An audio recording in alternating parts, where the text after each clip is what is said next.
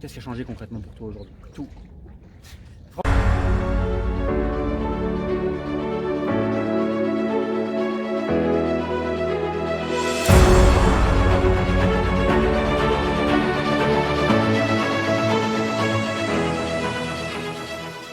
J'ai 30 ans et j'ai été personal trainer en physique à l'étranger.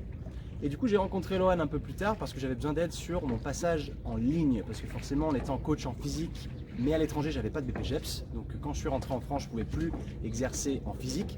Il a fallu que je me diversifie un peu en ligne. Et du coup, maintenant, je ne processe plus qu'en ligne. Je fais plus du tout de physique parce que le en ligne m'a apporté beaucoup plus en termes d'épanouissement personnel et surtout de gestion et de liberté géographique. Ok, tu as parlé d'étranger. Ouais. Tu peux dire un peu où tu vis, ce que tu fais, qu'est-ce que tu fais aujourd'hui? Alors aujourd'hui même, je vis à Valencia en Espagne, parce qu'il fait plus chaud là-bas, tout simplement. Mais auparavant, ma carrière de personal trainer a démarré en Australie où j'ai passé mes certifications là-bas. Donc j'étais coach en direct là-bas sur Sydney pendant plusieurs années, puis j'ai migré vers Londres ensuite. Et après, je suis revenu en France. Donc ça a été, surtout mon parcours étranger, ne s'est pas limité à ça, mais pour le fitness en tout cas, c'était ce que je faisais. Et ensuite, maintenant à Valencia où j'exerce du coup toujours en ligne. Mais grâce à cette liberté géographique, j'ai pu partir de la France et aller habiter dans un endroit un peu plus chaud, moins cher, plus sympa à vivre, quoi. Ouais. T'as développé, ça fait un petit moment déjà que tu coaches des gens. Ouais. Ça fait un petit moment aussi que tu avais lancé le coaching en ligne. C'est quelque chose que tu faisais déjà auparavant. Est-ce que tu peux nous parler un petit peu de ce que tu avais mis en place déjà par le passé? Ouais. Et peut-être aujourd'hui, et peut-être à ce moment-là, qu'est-ce qui te manquait? Qu'est-ce que tu avais peut-être pas dans ton business que tu es venu chercher? Absolument, ouais. Alors l'approche du coaching en ligne au départ, quand on connaît pas trop, c'est sûr que c'est un peu particulier. On voit tout et n'importe quoi sur les réseaux sociaux, d'autant plus qu'avec la présence forte des influenceurs, on se dit bah je vais faire comme ces mecs-là. Sauf que quand on n'a pas des milliers, des centaines de milliers d'abonnés, c'est pas du tout le même modèle. Donc il faut s'adapter et c'est chose que je ne savais pas faire de moi-même. Donc quand j'ai voulu commencer le en ligne, au départ c'était tout bête, je vendais quelques programmes que j'avais constitués pour certaines personnes. J'avais fait 3 programmes à l'époque. J'avais un programme homme, un programme femme, un programme hybride. Parce que moi j'étais vraiment sur le côté fonctionnel où moi je faisais du foot américain à la base, donc c'est pour ça que je m'entraînais. Et je faisais ça. Donc je vendais tout simplement au départ des programmes. Ensuite, j'ai voulu aller un peu plus loin. Je me suis basé sur des modèles américains qui au final n'étaient pas adaptés à moi. Ouais. Au final, clairement pas, parce que je m'étais basé sur le modèle d'un mec qui avait des millions d'abonnés. Donc forcément, lui, ça marchait supérieur. Moi, c'était pas le même délire. Mais en tout cas, l'approche était bonne dans le sens où le contenu était bon. Mais derrière, j'arrivais pas à toucher des milliers de personnes comme cette personne le faisait. Et en gros, j'ai constitué un espace membre avec des programmations qui évoluaient tous les mois. Mais de là, je donnais accès, en fait, je créais cet outil pour moi à la base et je donnais l'accès aux gens pour qu'eux puissent s'entraîner sur les mêmes modèles que moi. Sauf que l'offre à combien elle était? Ouais, Elle était à 7 € par mois, ce qui était complètement ridicule. À la fois, c'était bien trop sous-évalué par rapport au contenu qu'il y avait, mais à la fois, la perception client était aussi très mauvaise parce que forcément, tu vois un truc à 7 balles par mois, tu te dis ça va être de la merde, j'ai même pas besoin de le suivre, c'est bon. Et c'était pas du tout là où je voulais aller. Et du coup, je me suis retrouvé un peu pris au piège parce que ça marchait pas comme je le voulais, j'en vivais clairement pas. Donc là, j'ai atteint un mur à ce moment-là. Ouais. Ouais, je me rappelle très bien de la première conversation qu'on avait eue et tu m'avais expliqué un petit peu ce que tu faisais, ce qui est d'ailleurs, ce qui était déjà génial en fait. Ouais, le système est trop cool. Le système était top, mais par contre la tarification et le mode de fonctionnement n'étaient pas bons. Est-ce que tu arrives à plutôt dire exactement qu'est-ce qui n'allait pas à ce moment-là? Parce que ce que tu as fait toi, c'est-à-dire de copier sur ce qui se fait sur le marché, copier sur des influenceurs, c'est ce que font grosso modo tout le monde, hein, notamment au début, quand on n'a pas de plan et quand on n'a pas de stratégie. C'était quoi les vrais problèmes avec ça? Les vrais problèmes, c'était qu'il n'y avait pas de processus d'onboarding parce que forcément à 7 € je ne pouvais pas consacrer de l'intérêt à tout le monde, en fait, enfin de l'attention pardon plutôt à tout le monde, c'était impossible. Ouais. Parce que très rapidement au début, tu vois, quand j'ai mis ça en place, j'ai eu 150 personnes qui se sont mis dessus très vite.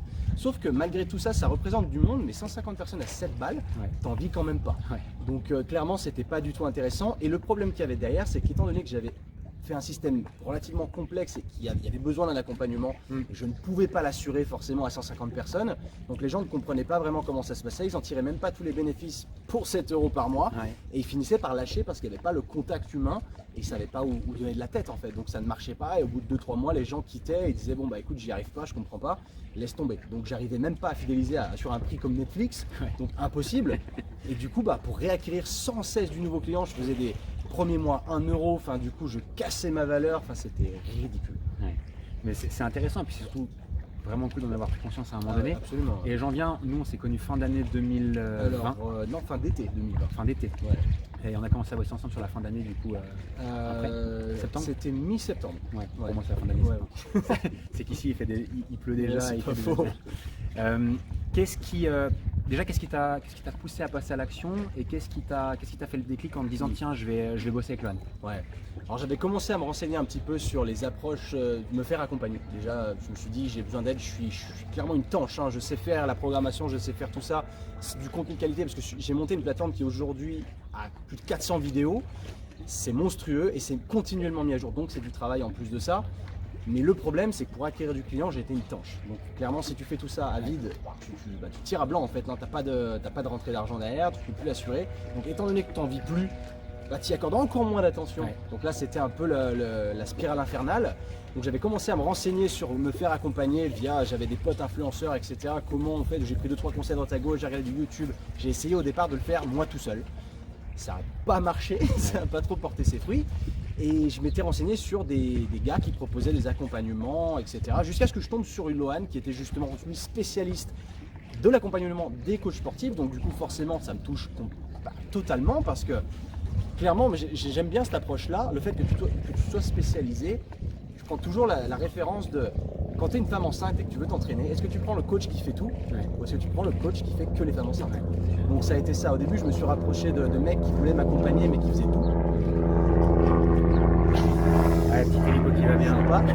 Jusqu'à ce que du coup je tombe sur toi qui était spécialiste pour les coachs sportifs et du coup j'ai eu la confiance parce que malgré le fait que j'ai eu des devis d'autres personnes, j'arrivais pas à me projeter et je ne savais pas quel type d'autres modes de business ils avaient projeté alors que le tien t'avais accompagné des gars qui faisaient ce que je faisais. Donc c'était beaucoup plus facile, beaucoup plus relatable entre guillemets, plus facile à me projeter. Du coup je me suis lancé sur un leap of faith. Tu vois, vraiment c'est Ok, non mais c'est intéressant. Alors du coup, tu as décidé de te lancer, tu t'es dit tiens, il aide les coachs sportifs, ça a l'air d'être le bon gars.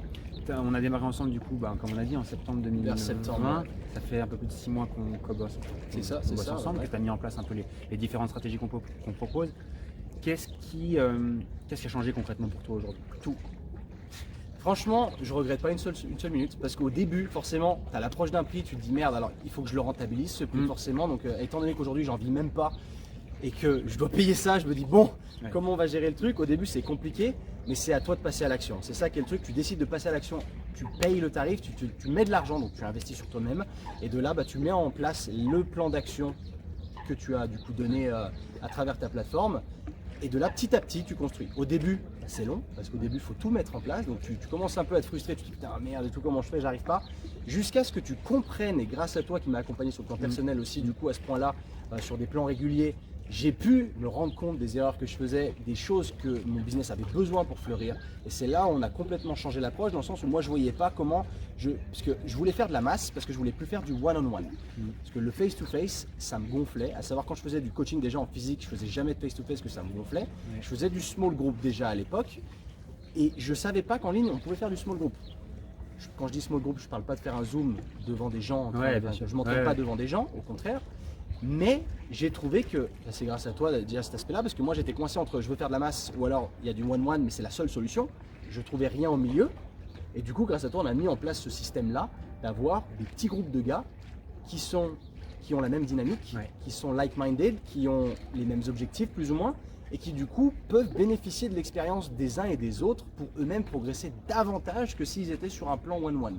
Leur donner un entourage, leur donner des nouveaux potes, leur donner une ambiance, une motivation qui du coup reste inébranlable parce qu'ils sont plus tout seuls, c'est surtout ça quoi. Et je te prends un exemple tout bête, c'est que maintenant je fais des suivis toutes les semaines avec eux, donc 2 fois par semaine, une fois par semaine pour chacun, mais dans le sens où c'est en 2 groupes parce qu'il y a trop de personnes pour un seul groupe, sinon il n'y a plus d'approche personnelle. Et de là, quand les gars décrivent leur semaine, racontent leur perf, etc., tu as les autres qui écoutent et qui sont surmotivés, ce qui font putain ce mec il a performé de ouf, moi je veux performer aussi, même si là je sentais que j'avais un coup de mou, maintenant j'en ai plus. Et ça a été incroyable, ça a été un byproduct, je pensais pas que ça allait se passer comme ça. Tu dirais qu'avant tu avais plus un modèle, je compare par rapport à ton avant, tu avais plus un modèle un petit peu, vas-y je vends un bout de programme à 7 balles et je vois ce que ça donne et je veux faire de la masse. Et là tu as vraiment le sentiment, enfin, je le sais, mais je te pose la question quand même parce que les gens qui regardent sont pas censés savoir, mais tu as plus le sentiment de créer une communauté et d'apporter Exactement. réellement de la valeur aux Exactement. gens que tu Ça n'a plus rien à voir parce qu'aujourd'hui, tu vois, je parlais du problème de à 7 balles, beaucoup de gens, impossible d'accorder de l'attention aux gens. Là maintenant, il y en a beaucoup moins, mais du coup, il y a un suivi.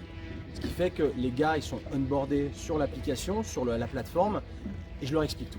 Ce qui fait que maintenant, la moindre question, je suis là. Ce qui fait qu'il y a ce point de contact avec moi qui est régulier, et à la fois via Instagram ou autre, mais en plus le week-end en présentiel, directement via Zoom en petit groupe, et ça crée cette dynamique de groupe qui est du coup qui marche super bien. Et comme tu disais, ça crée une communauté. Parce qu'aujourd'hui, au départ, on avait un petit groupe Facebook, maintenant on a une ligne Messenger, maintenant on a un Discord aussi. Où les mecs ils se conseillent d'autres trucs, tu vois, genre des livres de dev perso ou quoi. Donc ça va beaucoup plus loin que l'aspect physiologique de la chose. Donc ça crée vraiment une vraie ambiance. Et ça, c'est cool. C'est plus juste un coaching, c'est une académie. Je pense aussi, et là, si on revient un peu sur toi, le fait de créer ça, je pense que tu dois quand même ressentir quelque chose que tu ressentais pas avant, le fait de créer vraiment cette bulle un petit peu, tu vois, cette petite communauté-là. Et juste pour revenir du coup plutôt sur toi, du coup. Donc là, on a vu un peu l'avantage que ça avait pour tes clients, de faire d'avoir une véritable famille, des gens qui se tirent. Pour toi, qu'est-ce qui a changé dans ton quotidien grâce à cette nouvelle approche Ce qui a changé surtout au quotidien, c'est l'aspect gratifiant et humain de la chose qu'il n'y avait pas auparavant. Parce que quand tu es juste derrière un ordinateur et que tu vends un programme en masse, tu vois, tu achètes ton Netflix le week-end, tu achètes ton Netflix tous les mois, mais tu n'as pas contact avec Netflix. Tu regardes le truc, mais c'est tout, tu te lasses, tu n'es pas engagé dans le truc. Et là, aujourd'hui, on a créé une communauté engagée, des gars qui, du coup, shiftent leur personnalité, deviennent de meilleurs humains tout court, pas que physiologiquement parlant. Ça crée une vraie ambiance, comme je disais, et du coup, moi, je suis extrêmement à la fois reconnaissant de ça, parce que je rencontre tous mes membres deviennent mes potes, en fait, tout simplement. C'est pas nous, Guillaume. Tous mes membres deviennent mes potes, et du coup, on crée cette ambiance qui est génialissime, ensemble, où tu te fais un entourage. Ce que je comparais souvent, c'est que dans la vie, tu es genre la moyenne des 5 personnes avec qui que tu côtoies le plus, et là, tu ne peux pas choisir quand tu vis dans un village forcément les personnes que tu aimerais. Et là, grâce à ça, ça donne cette possibilité du coup de s'entourer de gens qui sont like-minded, comme je disais, donc qui ont les mêmes centres d'intérêt, les mêmes buts, qui sont un peu au même point dans leur vie et qui du coup veulent devenir meilleurs. Du coup, ça crée cet aspect social que tu n'as pas en physique là où tu habites, et ça garde des gens motivés. Donc pour moi, c'est hyper gratifiant. Pour moi, c'est épanouissant. C'est surtout ça qui est génial d'avoir ce point de contact humain. Plutôt que comme c'était avant. Il y a pas mal de personnes qui ont ce truc de se dire le coaching en ligne, on ne peut pas retrouver l'aspect relationnel, on ne peut pas garder un contact avec les gens. Qu'est-ce que tu répondrais à quelqu'un qui te dirait ça maintenant? Moi je pense, c'est même pas, j'ai jamais eu le doute là-dessus. Bon, à la fois je suis très sociable, mais je veux dire c'est des gens avec qui tu échanges, avec qui tu passes du temps. Il faut créer des liens parce que les liens vont se créer tout seuls. Sinon tu n'es pas un coach. Si tu accompagnes pas comme ça. Et je trouve que devenir pote avec tout ça, et réellement, authentiquement parlant, pas être faux, c'est génial ici. Parce que quand tu es transparent, ils sont transparents aussi. Tu donnes un petit peu, ils te redonnent aussi derrière. Dans le sens où j'ai eu des gars qui étaient complètement introvertis, qui sont ressortis introvertis moins, tu vois, presque extravertis. C'est ça qui est super. Moins. C'est que voilà, ils sont. Ce que j'allais dire plus, mais j'allais dire non. Vraiment, voilà, qui sont beaucoup plus ouverts parce qu'ils n'osaient pas avant parler en public ou autre. Et là, maintenant qu'ils sont dans ce petit groupe de 7-8 tous les week-ends, ils parlent entre eux. Ils n'ont pas le choix que de donner leur temps de parole, d'expliquer comment leur semaine s'est passée, d'identifier ce que je les pousse vraiment à la remise en question profonde pour que sans arrêt ils veulent devenir meilleurs et ne cessent de s'améliorer. Peu importe que ce soit le plan physique comme je disais, que le plan mental justement, et le plan projet, le plan qu'est-ce que tu veux faire de ta vie. Il y a tellement de choses qu'on peut faire en étant coach. Non, c'est clair. En tout cas c'est top, et puis moi je t'ai déjà dit, mais quand je vois l'évolution que tu as eu de ton business, quand je vois le nombre de fois où tu me disais franchement j'ai l'impression qu'il y a un truc qui se passe, je m'épanouis clairement dans le truc, et franchement bravo pour ça. J'ai une dernière question pour toi avant qu'on termine cette petite interview. Si aujourd'hui il y a quelqu'un qui regarde cette vidéo là maintenant, qui hésite à se lancer dans le coaching en ligne, ou qui est déjà lancé dans le coaching en ligne et qui hésite peut-être à se faire accompagner par moi, par mon équipe, qu'est-ce que tu aurais envie de dire à ces gens-là? Je dirais que ça dépend où tu en es. Quelles sont les questions que tu te poses aujourd'hui? Est-ce que tu es satisfait de ton business ou pas? Est-ce que tu penses qu'il y a du potentiel à exploiter derrière? Est-ce que tu penses que tu vas y arriver tout seul? Parce que ce serait trop facile de dire oui, il faut y aller. Évidemment que moi je vais te dire ça. C'est ce que tu as envie d'entendre, c'est sûr. Mais là derrière, teste par toi-même et tu vois que si ça ne le fait pas, il y a des chances que tu n'arrives pas à avoir un aussi beau potentiel. Je veux dire par exemple, si je reprends moi tout seul, j'ai essayé tout seul. Clairement, le fait d'avoir des yeux extérieurs qui viennent et qui sont qualifiés, qui viennent jeter un œil sur ton business, ça peut tout changer parce que ça t'apporte une approche que tu n'aurais jamais eue toi tout seul. Donc même si toi tout seul, tu aurais peut-être pu le faire avancer x10, tu as peut-être que lui, il va te faire un x100 parce qu'il t'aura apporté un œil extérieur. Et ça, c'est extraordinaire. Bon, en tout cas, merci pour le partage. Ça me fait extrêmement plaisir. Et puis, bon, de toute façon, nous on reste en contact, l'aventure n'est pas finie. Et puis, il faut continuer comme ça. Bon, merci à toi.